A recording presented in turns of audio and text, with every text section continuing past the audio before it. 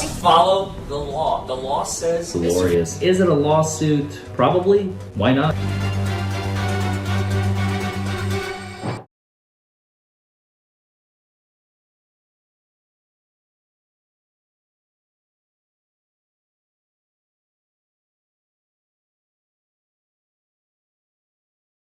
Have you or someone you love been injured as a result of someone else's negligence? Or worse, lost a loved one because of it? I am attorney Larry Forman, and myself and my team of trial lawyers are ready to help you to get the absolute maximum compensation permissible under the law. We know the system. We understand how to win. Anywhere in the United States, 24 hours a day. 1-844-774-HURT. Call us. We can help. This is Mr. Our defendant. Do any of you all know Mr.? Okay, you may be seated, sir. Thank you. All right, Mr. is exercising his constitutional right to a trial by jury, and not only to a trial by jury, but to a fair and impartial trial by jury, of which is a jury of his peers. So that is so much of our law and constitution are based upon that premise that this gentleman can have a fair and impartial trial by people from his community, from this community. That is you all today. So it's important if y'all have anything in your backgrounds in which you feel like that it would render you unable to be a fair and impartial juror. That's what we're getting at. Okay, so the attorneys will each ask you questions. Now, I know Judge Shoemake told you all in orientation, we do one trial, we start, we finish it, we go. If we have to go into the evening, that's what we do. And I know she asked you all to be prepared for that. But that's my first question. Is there any of you all here who just can't stay if it goes, on into the dinner hour or into the evening? I can't predict that yet, if it will or not, but as I said, we'll stay. We don't break. We don't carry over to another day. We finish it today. Is there any reason why any of you cannot remain here today and sit here until we get finished? Okay, thank you. All right, that's great. All right, and I promise you, everyone will work very hard to proceed as efficiently as we can, being very aware, very respectful of your time, but also giving enough time for Mr. to have his day in court. Okay, all right. So we have today as our prosecutor, Ms. Rachel Brown. So you may address the jury. Thank you. Good morning.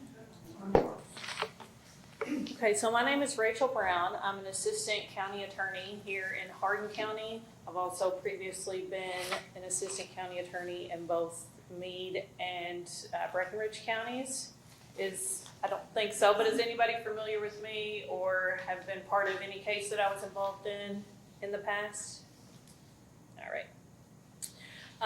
And then as the judge explained, the purpose of this part of the trial is for us to ask some questions of you all to get some idea of your background, your past history, beliefs, anything that might make it hard for you all to sit on particular types of cases and listen to the evidence objectively.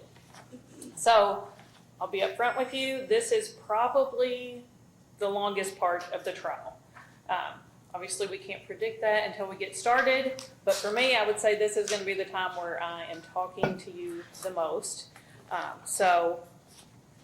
It's really the only time that we also get to have a discussion. You can answer my questions. We can talk back and forth. After a jury is picked, then I'm not allowed to talk to you. You're not really allowed to talk to me. Opposing counsel, same thing. So this is really your opportunity to really dig in and be involved. And I apologize, Ms. Brown. I failed to say, and if there's anything that you all feel like you should share, but you don't want to share it out in the open courtroom, just please let us know. We can come up. You saw us before. Maybe we put on the white noise, and so we can discuss whatever it is. You don't have to say anything that you don't want to out in the public if it makes you uncomfortable. And I apologize, Ms. Brown, for interrupting you, but I failed to say that. You're just fine. That was actually the very next point I was going to make. Okay, good. None of these questions are intended to embarrass anybody, to embarrass you, to embarrass maybe a friend that you know that had a certain situation or a family member, nothing like that. If any question you think needs to be answered and you want to say, like raise your hand, we'll come up at the bench, or we can go back in chambers, depending on what we need to discuss. You don't even have to do it right away. If you don't even want somebody to know what question it is that you're answering, you can wait a few questions down the road and then just say there's something, I want to talk about in private. That's fine. So prejudice and bias, those maybe have some negative connotations as words, but they're not necessarily bad things. So we all come into a courtroom with our past history, beliefs, our past experiences kind of shape the way that we feel about certain things. All we want to do is make sure that those beliefs or opinions don't affect your ability to give everyone a fair and impartial trial today.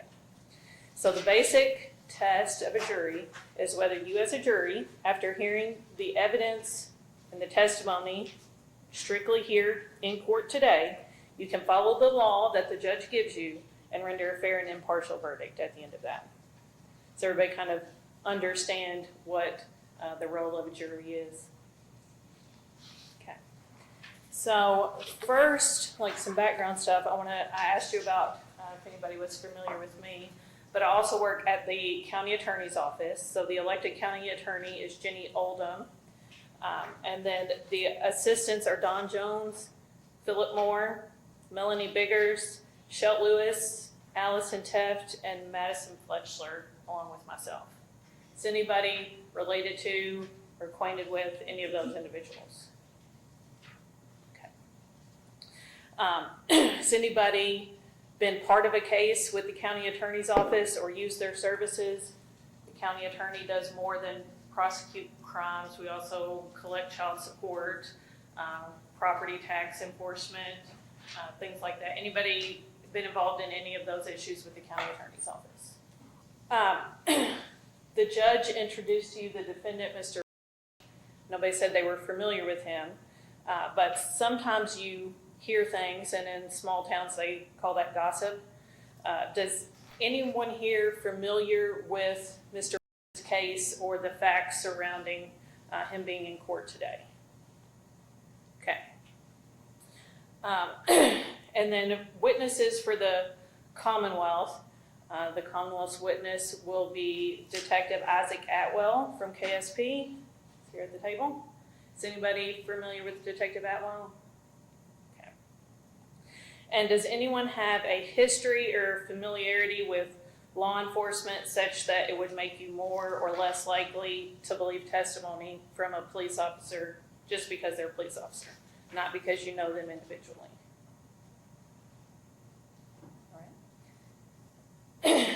And then likewise, is there anyone that would believe one of witnesses, believe what they have to say strictly because they're called as a witness? Okay, so can we agree that the purpose here is for you to listen to everything, listen to both sides, and then it's your job as a jury to weigh that evidence and decide how that applies to the law? And do you all understand that in trials, there might be conflicting evidence? So it's likely that not both myself and the defense are going to stand up here and tell you the exact same thing. That's kind of the point of a trial, right? So it's likely that you might hear two different stories. It's likely that you could hear witnesses telling two different versions of events. Your job as a jury will be to decide who you believe is telling the truth or presenting the facts in such a way as applied to this case. Everybody understand that? Do you understand that jurors are made up of what the law calls reasonable people? So it's your job to bring your reasonableness to court with you and apply that to the case. So there's no requirement for you to leave your common sense, your reasonable beliefs at the door. That's what juries are here for, to use their common sense, their reasonable beliefs applied to today's case. Okay? All right, trial experience. I know that this panel has been called for jury service before, recently. Has anybody sat on a jury? All right. start with you. Did you sit last week or previously? Last week, Okay. Were you actually on the jury panel? yes. Okay.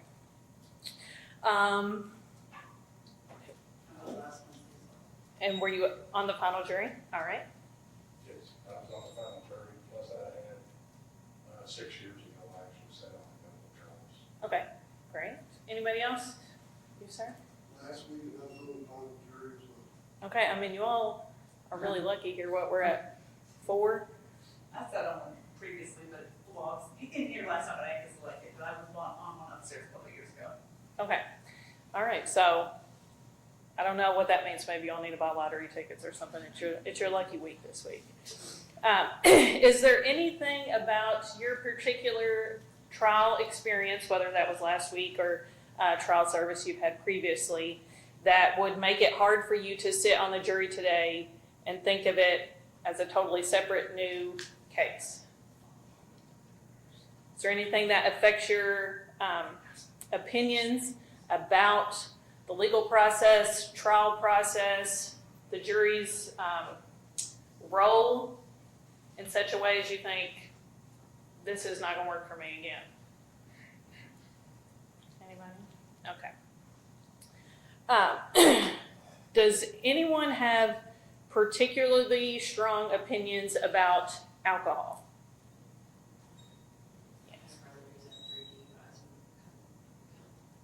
Okay. And okay, so you have some strong feelings about use of alcohol because of that? All right, do you think that affects your ability to listen to evidence and be fair and impartial? Maybe You- put, Yes. We are going to excuse this young lady, and we'll need to call one of you up into the box. Ma'am, what was your number?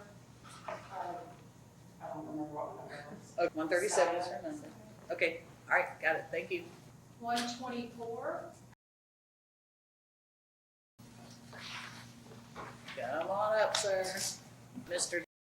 D, were you able to hear all the questions? And is there any response you feel moved to make or that you need to make at this time to any of those questions? Okay, thank you. All right, and I think I saw someone raise their hand. Did you say you needed to come forward? Okay, come on over.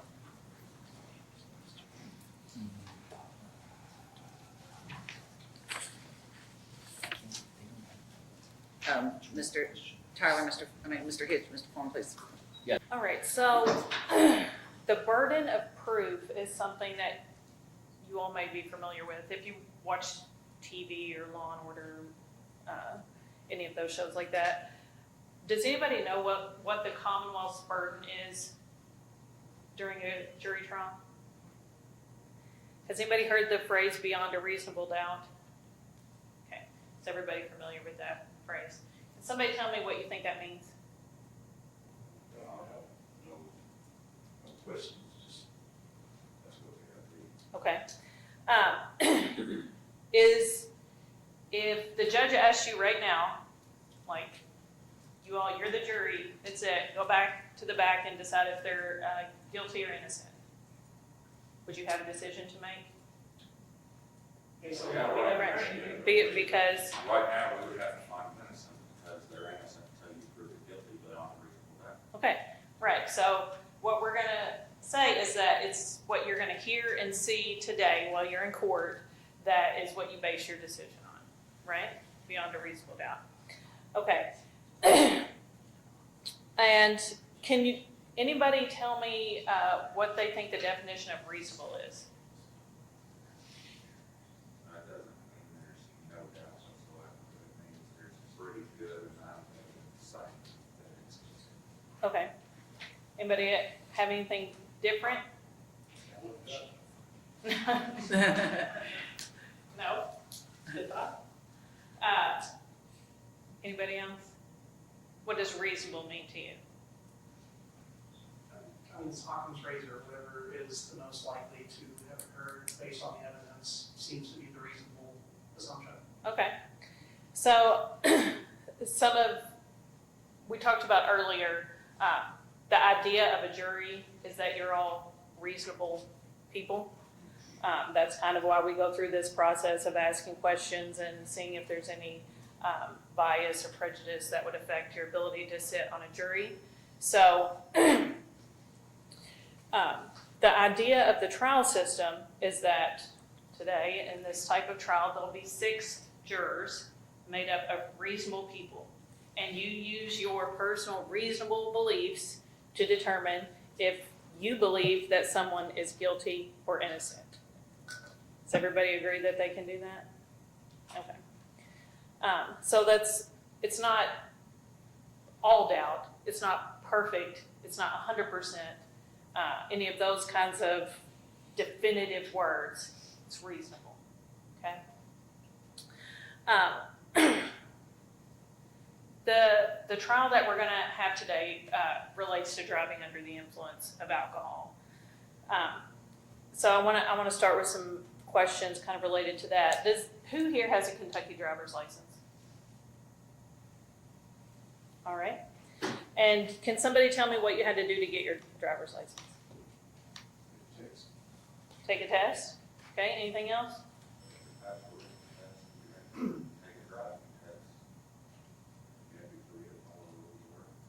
Okay. So a driving test, a written test, follow the rules. Okay. So if you have to apply and take a test and follow the rules, does that mean that you have a right to drive? Or does that mean you have the privilege to drive? Okay. So if everybody understands that driving is a privilege, you can agree that only qualified people can drive. Does everybody feel that way? Okay. Are there reasons where the law would presume it is appropriate and right for a person not to drive? Okay. What would some of those reasons be? Medical reasons. Okay, medical reasons like seizures. They might take your license for that. Anything else? Bad vision that you can't see well enough to operate safely. Okay, so your vision tests. Anything else? Your driving history? Okay, so too many instances of not following the rules of the road? You lose your ability? Not having a license? So driving when you haven't followed those steps to get the license? Okay.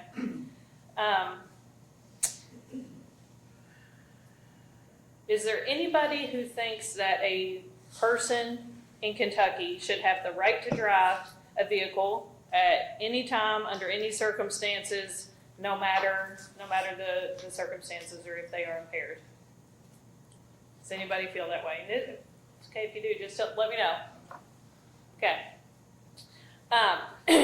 So your driving ability, we talked about, that's kind of something that you need to have in order to drive. Who can tell me what abilities or what senses that you use when you're driving? Eyesight. All right, eyesight's pretty important. We talked about the vision test. Hearing. And why would hearing be important? I mean, you can listen to somebody also. Right. Right. Any other senses that you use? Weirdly, balance. Feeling the car, you can feel if you start to lose traction under adverse conditions. And sometimes I have found in slippery conditions I've corrected before I'm even realizing that the car has slipped because I was able to feel it slip. Okay. All right. So that's pretty important. Anybody else? What about touch? What was that? Kinda? Okay, well, do you have to use your hands? Yes, sir. Or, I hope so. And you said feet? Yeah. Okay. All right. So do you need to have good control of your hands and feet in order to drive? All right. Let's see. What about your brain? It helps. Yes. What was that? I said, we live in Kentucky, no Oh, yeah. Okay. What kind of things might your brain affect that would cause some problems with you driving? Reflexes. Your reflexes? Okay. Like if you're fast or slow in your reflex? Judging whether you have enough time to turn in front of an oncoming vehicle or you need to wait. Yep. Judgment. Okay. And moving on to the second part of this driving under the influence. When we talk about alcohol, probably a lot of us in life has observed someone that we thought had too much to drink. Has anybody had that experience? Okay. I think I saw you raise your head or hand. How did you know that they had too much to drink? Angry, slurred speech. Okay, angry, slurred speech. Anybody else observe somebody and went, wow, they've had way too much to drink today? Inability to walk or falling down. Kept taking off their clothes at a party. Yeah. Okay. We took her keys away. That could be a good indicator. Anything else? Any other indicators you can think of? Lack of inhibition. That kind of goes hand in hand with that, right? So in those situations, when you thought you saw somebody, you saw how they were acting, and you believed they had too much to drink, did you know exactly how much they had to drink? Right? Did you know what their BA level was, their blood alcohol level? Okay. So, despite not having a test that could tell you what that level was, did you still have a reasonable belief that you thought that they should not be driving and had too much to drink? Okay.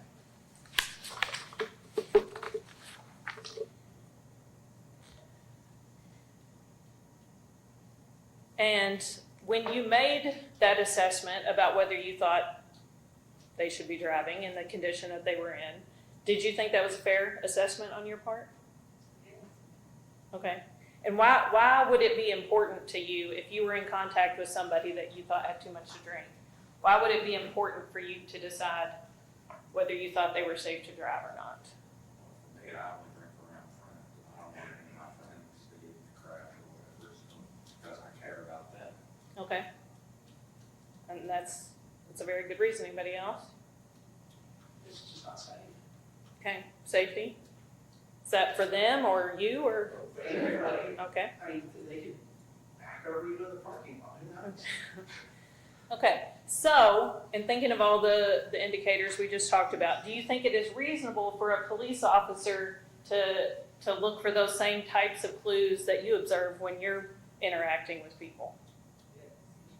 Okay. And do you think it would be important for a police officer to determine if somebody's capable of following directions in that situation? Is that important to their ability to drive? And does everyone understand that any crime that we're talking about today is not consuming alcohol? Right? Everybody understands that. Generally, to most degrees, it's not a crime to consume alcohol. The crime would occur if they were under the influence of alcohol and were operating a motor vehicle. Does everybody understand the distinction? Okay. So can somebody tell me what it means to be guilty of a DUI in Kentucky? What's the first thing that comes to your mind? Okay. What do you think the standard is for driving under the influence? Anybody know? I heard something there. What was it? 0.08. Is it? Everybody heard that? Basic test or basic level before? 0.08. Okay. Did you know that a BA level of 0.08 is not the only type of DUI? Okay. So the legislature decided to presume that if your BA level was above a .08, you were impaired. And honestly, it didn't matter if you were walking perfectly down the straight line and sharp as a tack. The legislature says if you're above a .08, I really don't care how you're acting, you shouldn't be driving. But there are other kinds of DUIs as well. So let's say before there were chemical tests, blood alcohol tests, that could determine a .08, did people still drive impaired before that? Was it still a crime to drive under the influence of alcohol before there was any such thing as a BA test? So that same type of DUI still exists. It is illegal to drive a vehicle under the influence, be impaired from alcohol. Okay, so does everybody understand that distinction? And can everyone agree that you can look at the facts of this case to determine if Mr. was impaired, even if you may not know what his BA level was? Okay, is there anybody that feels the only way that you can convict somebody and say they're guilty is if you know for sure that their BA is a .08 or greater? And that's fair if you think that. Is there anybody that says, I can't say for sure, so I'm not going to make a decision unless I know what that test says? Anybody? Okay, does everybody feel like then they can just look at all the facts? They can look at all the things that you mentioned earlier about impairment, about balance, about sight, about touch, about speech, all those things in order to determine if somebody's impaired. Anybody disagree? Okay, so there could be other facts or circumstances? Okay, can you expand on that a little bit? Could be somebody that doesn't know the English language for that matter. Could be, kind of like that. Okay, so like not being able to follow the directions or? Understand what. Okay. So can you look at the facts as a whole, which would include maybe facts that support impairment and facts that support inability to understand, and then use that to determine if you think somebody was under the influence? You would think that. I guess my personal opinion, I guess if somebody didn't understand what I was saying, we get a translator or something, or hand gestures or something of that nature to be on the same page. All right, okay.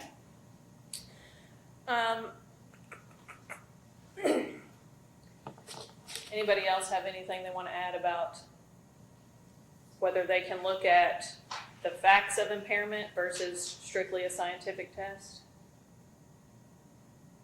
All right. So when we're talking about the word impairment, can somebody tell me what you think of as impairment if we're talking specifically about alcohol? Does that only mean drunk? No, I think just the one where it's affecting your reaction time, your, Okay. all of the things like we talked about earlier. You don't necessarily have to move on now, drunk, but you're to the point where it's affecting us. Okay. So we're talking about it affects walking, talking, sight, those things earlier. Okay. And just to kind of give you an example of that, who here wears glasses? I wear them too, so. All right, so if you don't have your glasses on, and I won't pick on anybody, but if you don't have your glasses on, are you blind?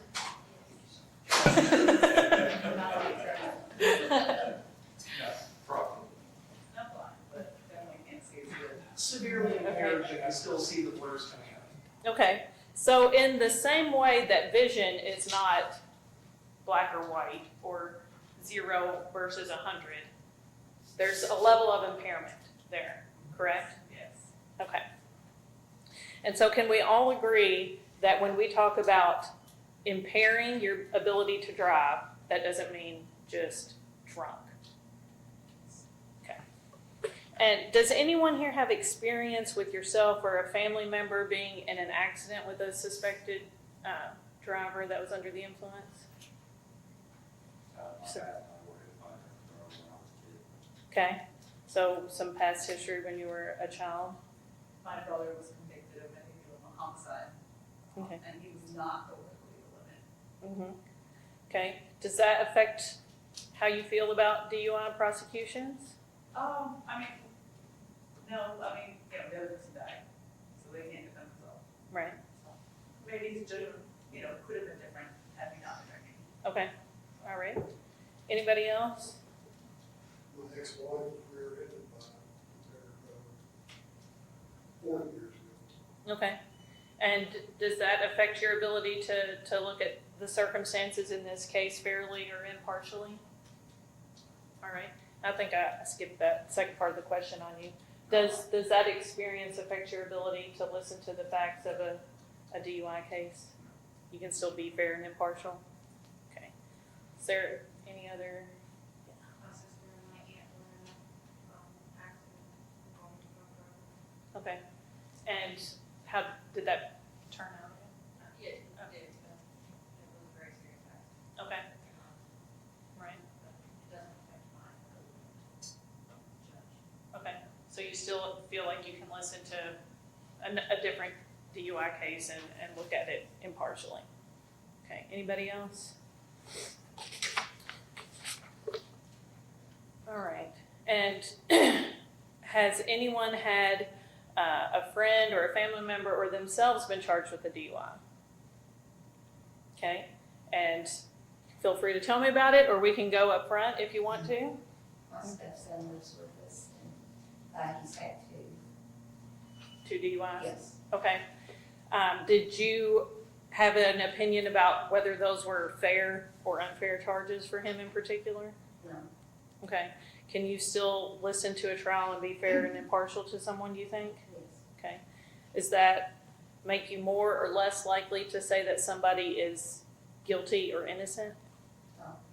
Okay. Anybody else? Yes. I was charged with DUI 49 years ago. Okay.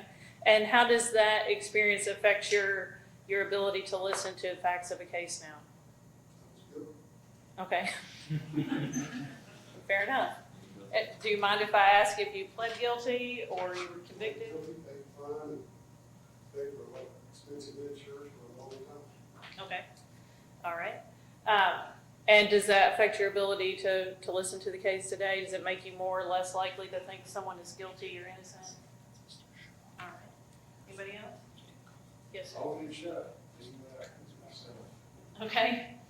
And do you have opinions about whether that was a fair or an unfair? It's true, I'm thankful they got me off of it. Okay. All right. Fair enough. And does that experience affect your ability to listen to someone else's case? Okay. So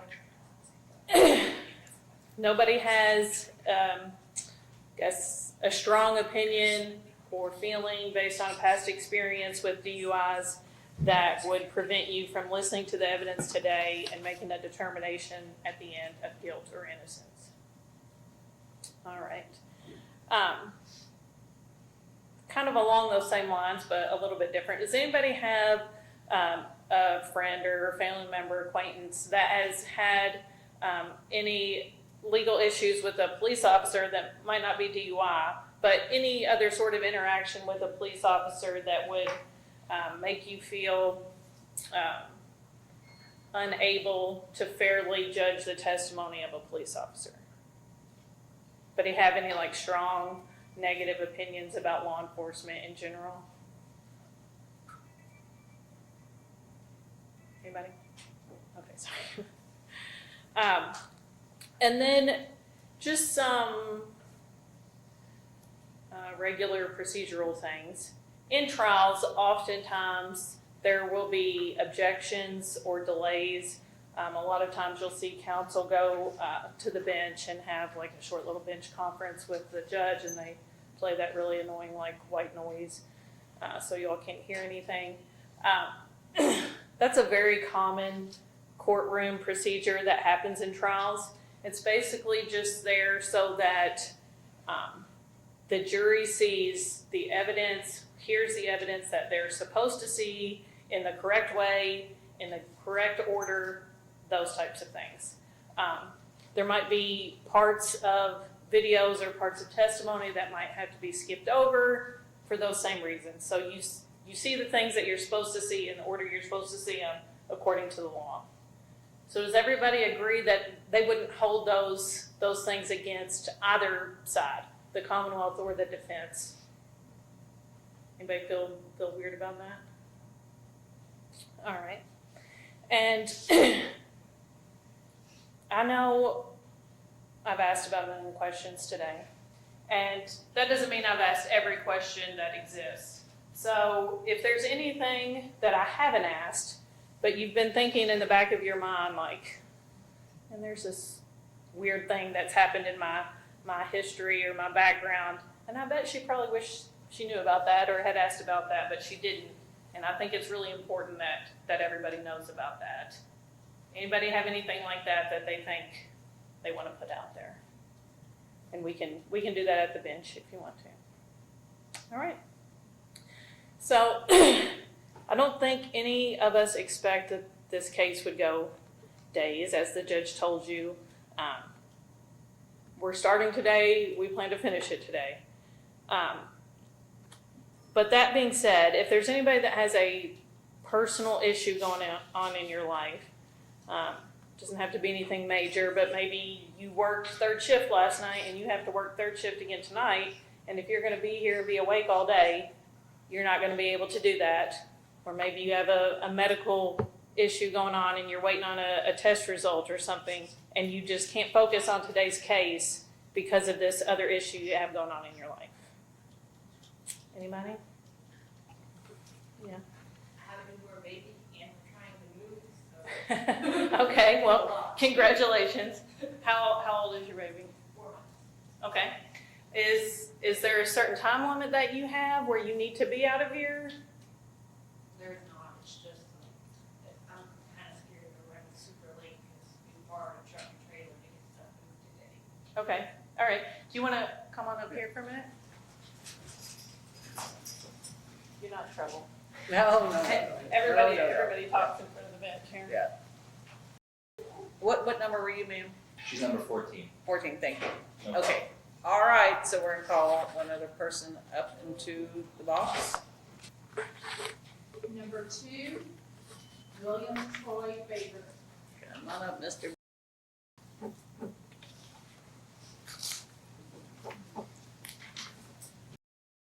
You able to hear all of the questions put forth? Is there any response you need to provide to us? I'm a primary caregiver for my mother. Oh. I need to be there at night to cook her dinner and take care of her. Okay, so, all right, come on up. I think our jurors found their way out. Yeah, I think so too, yeah. Okay, let's try this again. We're gonna go through all of you, it looks like maybe. 141. Is there anything you need to come over here and tell me? Okay, all right, good. And hopefully you were able to hear all of the questions from Ms. Brown. Is there anything you need to share with us? Okay, all right, thank you. Thank you very Okay, much. so since you heard all those, and I was on my very last question, Yeah. I'll just say, is there anything that you feel like would prevent you from listening to the testimony today and being fair and impartial in rendering a verdict? All right, so I want to thank all of you for your willingness to be here. It's a very important part of our judicial system. This is kind of the step where it all comes down to you all, and so your ability to be here allows us to get this done. So I appreciate it very much. Okay, thank you, Ms. Brown. Okay, Mr. Hitch, all right. Thank you. Hi, everyone. My name is Tyler Hitch. Sitting over there is our client and my co-counsel, Mr. Forman. How many of you ever have had to sleep in a car before? All right, I want to share mine first.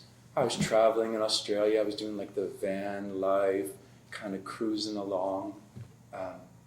It's a little bit terrifying because you're parking and you don't know, is the neighbor going to knock on the door? Is somebody going to come? How about you? Why don't you tell me your story? I got it here, Mr. Patterson. I was actually homeless for a little while. I lost my job and things happened. No, it's a perfect example. Homeless. I'm a bougie travel guy or something. You know, I don't know. Maybe just traveling, choosing to kind of do that. How about, who else? Who else raised their hand for me? Yeah, how about you? It was car trouble, very young. I don't remember much about it, but. Awesome. Car trouble. Homeless. Yeah. So a road trip and there wasn't a hotel nearby? Okay, that's more me. I wasn't like choosing it. I was on a road trip and you're trying to save money or something. Yeah. Or wasn't a hotel nearby. Yeah. How about you? Actually, just a lot of traveling. Traveling. A lot of times, you know, I pull over to rest area or whatever, Yeah. take a quick nap. Wonderful. Those are perfect examples. There's a lot. What's neat with the DUI case is that there are at least two parts. The DUI has three. But what's the most important part of a DUI case? What's the most important piece of evidence in your mind? You have to be driving. Have to be driving. Everyone's going home because we're going to be here past 6 or 7. We might just come in and say, wasn't driving. Done. Thank you. I was writing it down to remind myself. It's not just driving. They call it also operating under the influence, driving. They even go so far as saying, or having physical control of a vehicle. And I think in your jury instructions, they'll say something like that, operating or having physical control. They were talking a lot about what's involved in impairment, right? Your eyesight, right? Didn't we say eyesight? Or I think it was driving and impairment, but your eyesight, you need to have hearing, the touch of the steering wheel. I took big notes. Who remembers Miss Brown saying, you have to have control of your hands and feet? Who kind of remembers that? Yeah, Mr. Forgive me for not having him, Mr. Muhlenhaus. Yeah. What did you feel like she was talking about there? Like she was talking about... Having motor skills over a vehicle. Yeah, motor skills over a vehicle. You have to be able to move the vehicle, or stop the vehicle, or drive the vehicle. What are all those words if we were grammar school children? A noun, pronoun, verb, like what is move, drive, stop, turn? What are all those? They're all verbs, they're all action. If there's a man sitting over here sleeping, is he fighting with the bailiff? Is he jumping up and down on a seat? No. What, Miss Lonzo, or what would you say he's doing? Taking a nap. What if how many of you have taken a nap in a car? Yeah, okay, great. How long was the nap? Yeah, maybe 15, 20 minutes. They're different types of I'm in it to win, I'm sleeping, I'm stopping for quick. What if you're pulled over on the side of the road and the car is running, right? And you're kind of like answering the phone, but you're right there, and an officer comes up and says, hey man, what you doing here? And you're like, oh, I'm gonna get back on the road. Would you say that person's in physical control of the vehicle? Yeah, what, Mr. Clement, or Mr. Sherrard? Yeah, Mr. Sherrard. Why would he be in physical control of the vehicle? Behind the wheel. Well, behind the wheel, but what else? Sitting there, he has control of it. Sitting there, what does he need? And remember the funny part, there was a joke. You need your eyesight, you need your this, you need your... What else do you need to have physical control of a vehicle? The keys? Okay, sure. What? Yeah, the brain. You need your brain to have physical control of the vehicle, right? I know they've got the MRIs that when you're sleeping, you're in dream space and your brain is actually working. But you need your brain. The whole case is going to be about driving or physical control of a vehicle and arresting a person for sleeping in their car. It's going to be a quick case. It's not going to be a long case. But why don't we talk about the other parts? What is my job here today? As a defense attorney, what's my job? Represent your client, make sure it gets a fair shake. Represent, make sure it's fair. What do I have to do? Find them not guilty. Find not guilty. Keep going, yeah.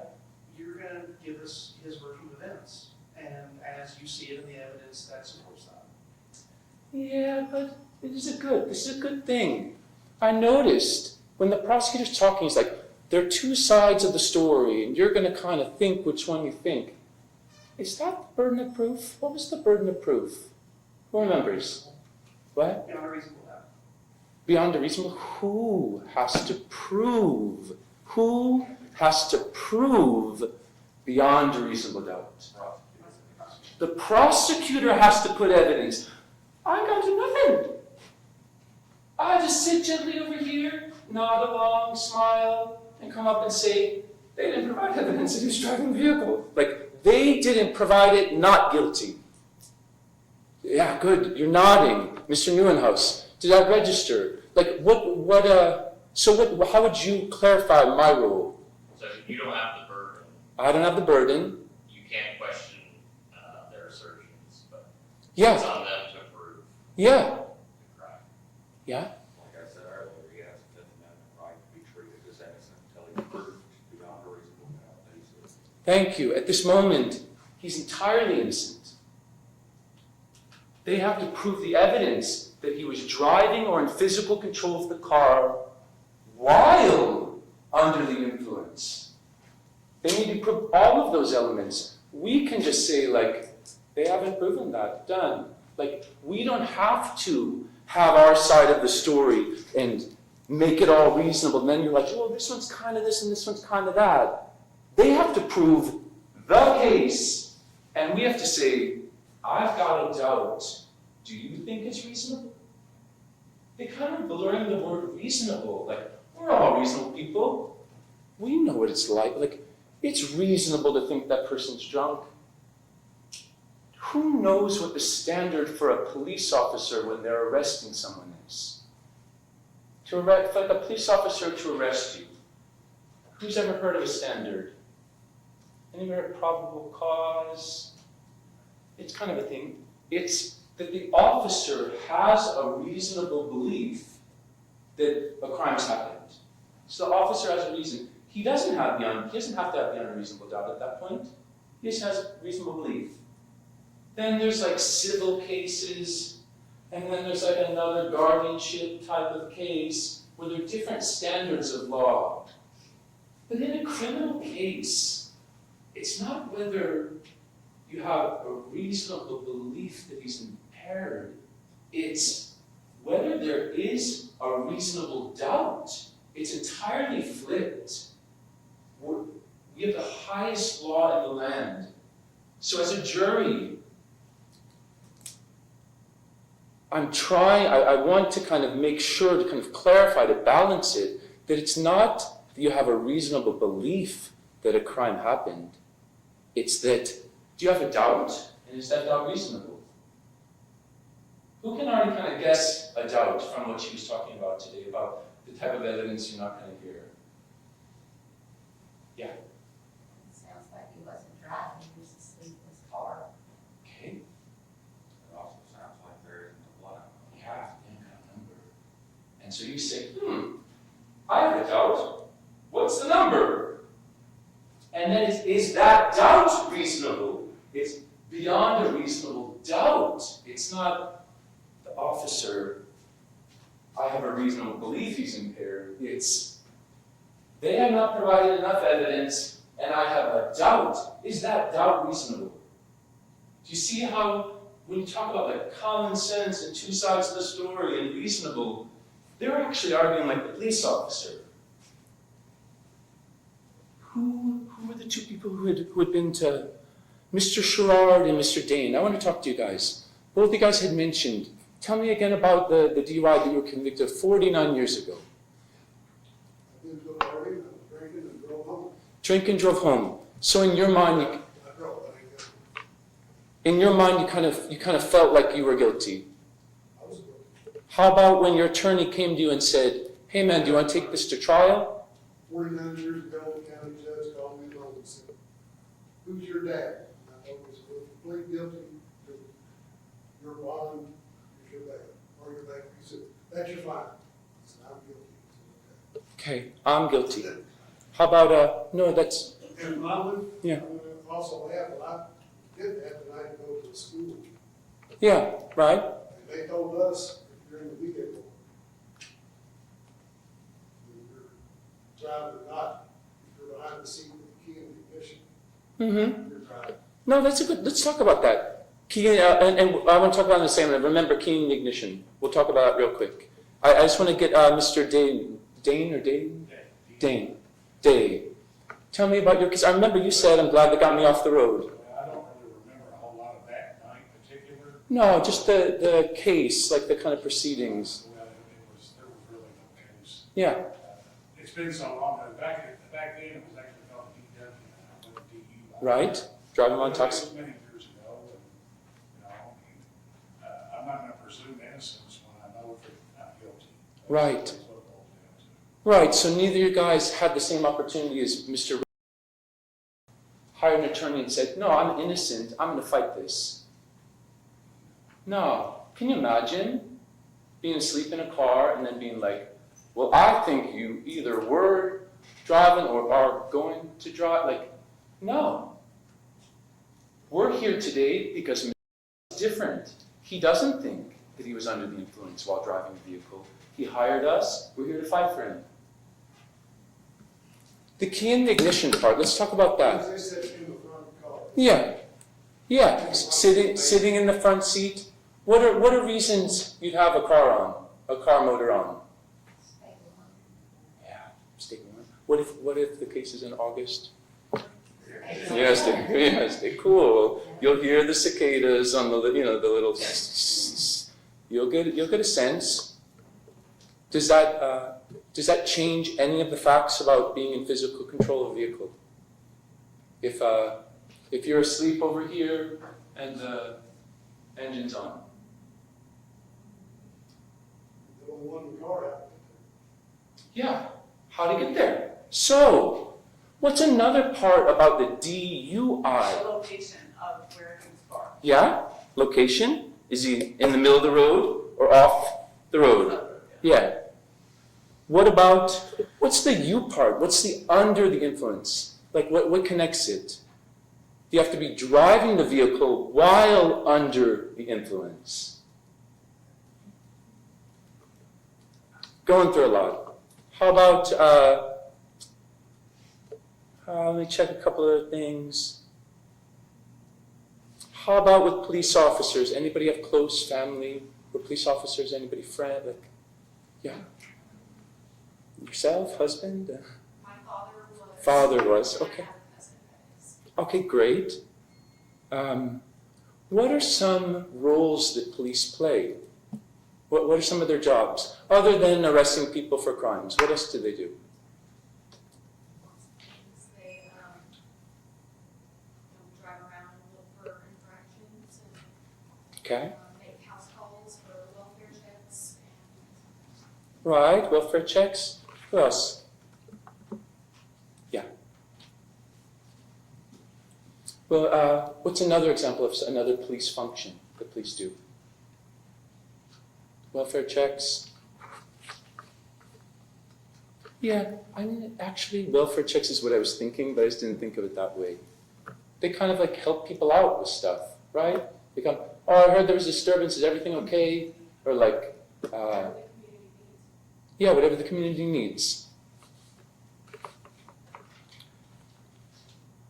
Do you feel like officers sometimes, like all human beings, can make assumptions? How about you, Miss Lonzo? Yes, I think they can make an assumption. Do you think if an officer smells alcohol, that then everything else is interpreted through that lens?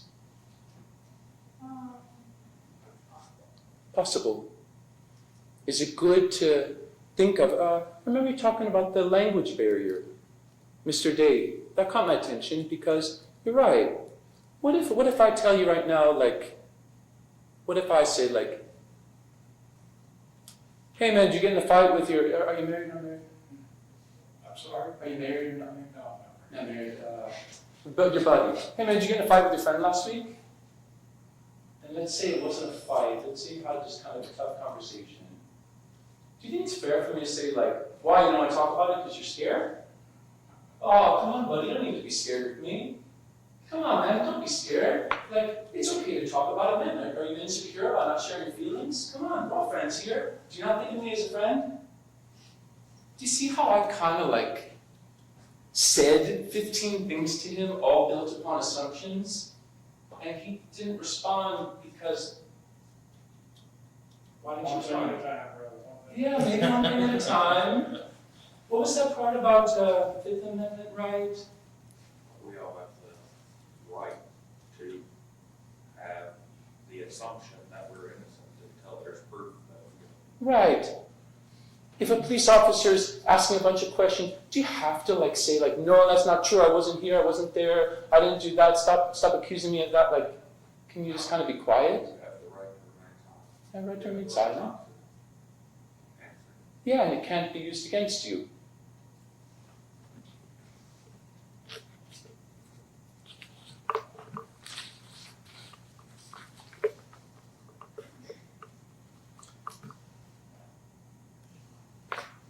The two last things I wanted to talk about real quick. What's the difference between what types of ways can you get a .08 number to actually show with scientific evidence that you're impaired? What are different ways that can be done? Breathalyzer and blood. Very good.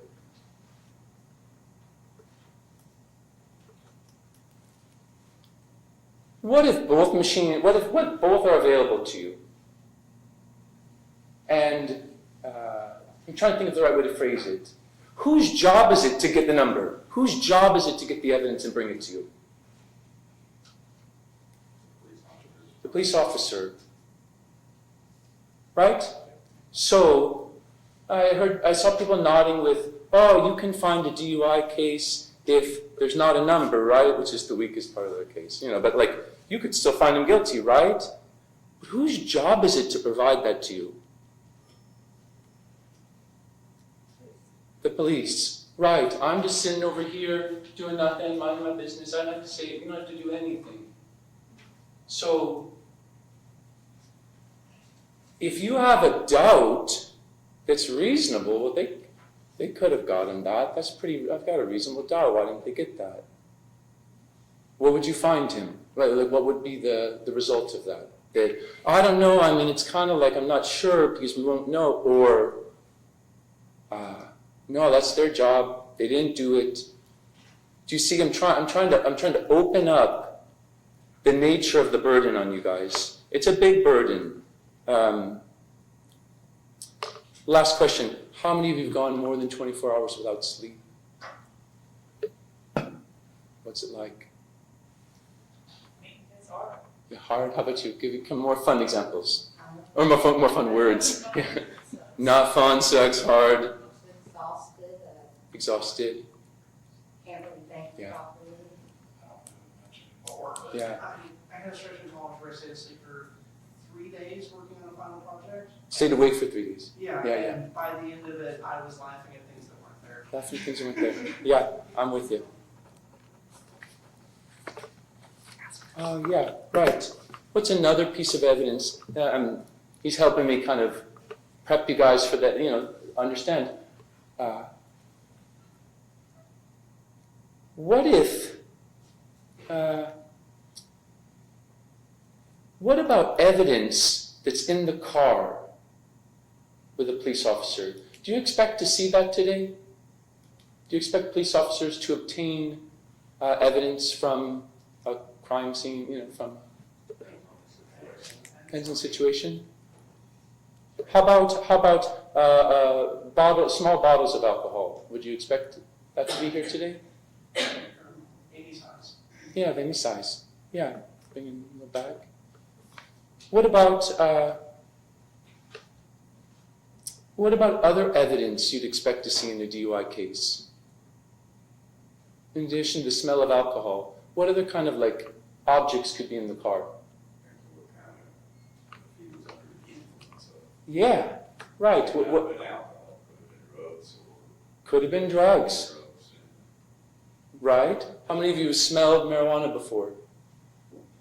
Very strong smell. You think you might find marijuana in the car? Might find prescription medication, something like that in the car?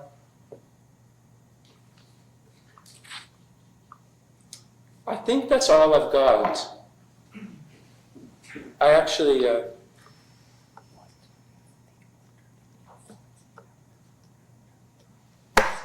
right. Read it. What if the under the influence happens after driving? What type of case do you have there? What if public intoxication? What else could you be guilty of? Let's say you drive sober, park your car, drink in the car, there are little bottles in the car. What else could you be guilty of?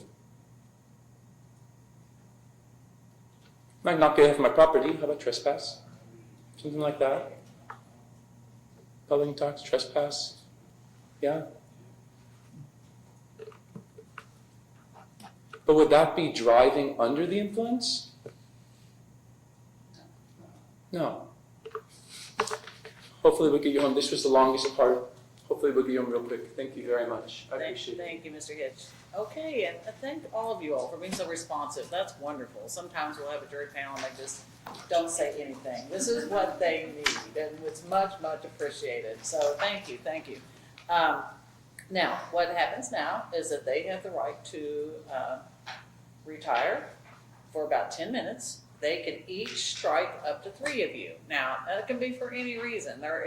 Both sides truly are just trying to get to a fair and impartial jury of 6. Now, sometimes they might not strike anybody. Sometimes they might not strike one. I mean, they might just use 1 strike. Sometimes they might strike the same person. You never know. That's confidential. So when they come back, they'll hand their strikes, if any, to the clerk, and then she will read off 6 names. So if your name is not called, just stay with us for the rest of the afternoon. Don't get your feelings hurt. It may have just been by random draw that you all got lucky enough to either leave or to stay, with us. But I'm going to give you all each 10 minutes, and so the bailiff can direct you all where to go. And I'll leave the bench for those 10 minutes. You'll come back. You'll hand your strikes to Miss Dana here. And then she'll prepare that, and the bailiff will let me know, and then we'll read the 6, and the rest of you can go, and then we'll talk about lunch. So we're close, we're really close, to releasing most of you. All right, so thank you, and you all too, please stay until the end of this in case something else happens. Okay, just a few more minutes, all right, about 10 minutes, okay? All right, thank you. All rise. Thank you very much. Okay, we have our 6 we're ready to call. All right, so the name she's going to call, you all will remain with us for the rest of the day, and then the rest of you all will be excused, and then we'll talk for a minute about lunch and timing and that kind of stuff. So, yes. Number 6, number 9, 117, 124, 220, number 239. Okay, what's the name you said, Bert? Chauncey Brook. Okay, just taking my little notes. Okay. Okay, all right, so the rest of you, if your name was not called, you all are free to go. You all in the gallery are free to go. And, oh, wait, before you go, we know we don't have a jury trial tomorrow or Friday, so you all are panel A. So the next possible trial date would be in front of Judge Shoemate on Wednesday, and that would be panel B, so not you all. So the next possible time could be next Thursday, but I think y'all seen we rarely have jury trials on Thursdays. So most likely, that you could be called for next Friday week. Okay, but y'all are good for the rest of the week now. You're done. You're here today. You get your $12.50, for this day. But all right, thank you. Okay, but those of you whose names were not called, please leave, and then I want to talk to our 6 here. Thanks, Okay. Judge. All right, thank you. Okay, please be seated. Okay, so we're right at 12:15. I want y'all to take a lunch break. I don't want you to be distracted by being hungry. I would really like for y'all to eat something. But we're strictly gonna take 1 hour, okay? So I want y'all back here at 1:15, 1:17, whatever. There's some places downtown that do it like a quick lunch, like for instance in Palos Aires, which can do a quick, salad and piece of pizza, that kind of thing. There's a taco place, there's, like Jared Neighbors. You can leave, you can get in your car and leave. Just be cognizant that I need you back here at about 12:15. Again, we may, you've heard them say that was probably the longest part of the trial, but we'll go through some, of course, our witnesses and such, so it could be that we get into the dinner hour, and if we do, I'll have a conversation with you all about whether or not you want to break for dinner or just forge right on through. Most of the time, you're getting to the point where we're kind of getting close to the finish line, so most of the time, everybody wants to just stay and just get it done so that they can finish. But again, a good reason for you all to get something to eat, so you're not feeling, so hungry or hangry or any of those things. Okay, so, so I'm gonna let y'all go. Have y'all back here by 1:15. Now you will notice now that as you all leave, they will stand, and this is in respect and deference to you and your role here today. It's very important for not just Mr. And it is important for Mr. But it's important for all of us that y'all are here. And your role here is much appreciated in your time. And again, as I said, we'll all be very respectful of your time, but we will also, we'll take the time it takes, to give Mr. his day in court and his fair trial. Now, none of these people I think are going to, but if anybody tries to talk to you about this trial, you're not allowed to do that. Really, I don't even want y'all to go to lunch together if you want, any of you, but, I would ask that you not talk about this. I mean, you now know something about the trial, but just please, keep a clean slate, clean mind, listen to the evidence as it comes forward, make your decisions. Okay. Now, after the trial is over, in case I forget to tell you this, they are allowed later to contact you, and they have your contact information. Now, that's kept confidential. I mean, they don't share that, but they may reach out to say, why, what, where, what was important to you that you heard, those kinds of things. You can talk to them. You don't have to talk to them. Okay. But, sometimes it's, but the practice of law is that it's a practice. So sometimes the attorneys like to talk later about your observations about what occurred in this room today. So I'm just saying, so don't be surprised. They may not, but sometimes they like to hear from you afterwards about what was compelling to you. Okay. All right. So you are free to go. And when you come back, you'll all sit on the front row. We'll have notepads for you. You can take notes. You don't have to, but we'll have that available to you. I was saying, Your Honor, I couldn't help but wonder, because Miss Sanders was actually beyond the entire, year creation. Yeah, maybe. I'm not. That may be. It's all conjecture. Yes, yes. Welcome back. Thank you. And this special thing, y'all get seated and I'll tell you what happened.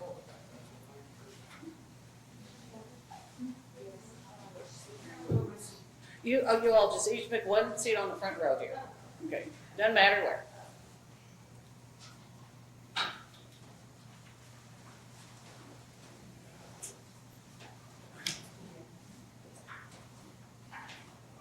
Y'all may have been informed of this, so please be seated.